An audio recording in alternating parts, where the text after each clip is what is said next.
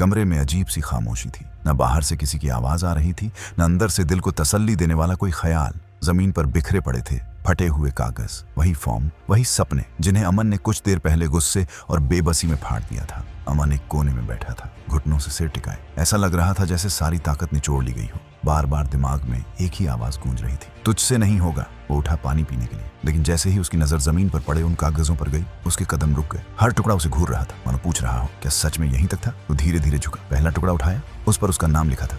अमन का हाथ कांप गया। उसे याद आया पहला सपना, पहली बार माँ से कहा था, एक दिन आपको गर्व होगा। याद आया रातों की पढ़ाई, दोस्तों की हंसी, लोगों के ताने, और हर बार खुद को समझाना, थोड़ा और, बस थोड़ा और। उसकी आंखें भर आईं, लेकिन ये आंसू हार के नहीं थे, ये गुस्से के आंसू थे। खुद पर गुस्सा, हालात पर गुस्सा, और उस आवाज पर गुस्सा जो उसे कमजोर बनाने की कोशिश कर रही थी। उसी पल बाहर से एक बूढ़े आदमी की आवाज आई, पत्थर तोड़ने की। ठक ठक ठक। हर बार में दर्द था, लेकिन रुकावट नहीं। अमन खिड़की के पास गया, देखा झुकी कमर, सफेद बाल, पसीने से भीगा चेहरा, फिर भी हाथ नहीं रुक रहे थे। कुछ देर पहले कही गई बात उसके कानों में गूंज उठी, जब तक सांस है हार मानना मना है। अमन की सांस तेज हो गई, दिल जोर से धड़कने लगा, जैसे अंदर कुछ टूट नहीं रहा था बल्कि जाग रहा था। वो जमीन पर बैठ गया, एक एक करके सारे टुकड़े उठाने लगा। अब हाथ नहीं कांप रहे थे, अब आंखों में डर नहीं था। वो खुद से बोला धीरे लेकिन साफ, मैं कमजोर नहीं हूँ, मैं बस थका हूँ, और थकान आराम से जाती है, हार मानने से नहीं। कमरे में सूरज की पहली किरण दाखिल हुई। अंधेरा पूरी तरह गया नहीं था, लेकिन रोशनी आ चुकी थी। अमन खड़ा हुआ, पीठ सीधी की, आंखें पोंछी, और उन फॉर्म के टुकड़ों को मेज पर रख दिया। उस पल वो जीत नहीं गया था, उसके पास पैसा नहीं आया था, सफलता ने दरवाजा नहीं खटखटाया था, लेकिन एक चीज बदल चुकी थी। वो इंसान